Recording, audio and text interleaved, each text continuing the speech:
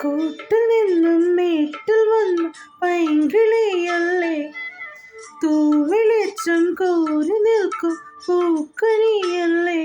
ആകാശം താഴുന്നു, നീഹാരം തൂവുന്നു, കതിരൊലികൾ പടരുന്നു, ഇരുളലകൾ അകലുന്നു.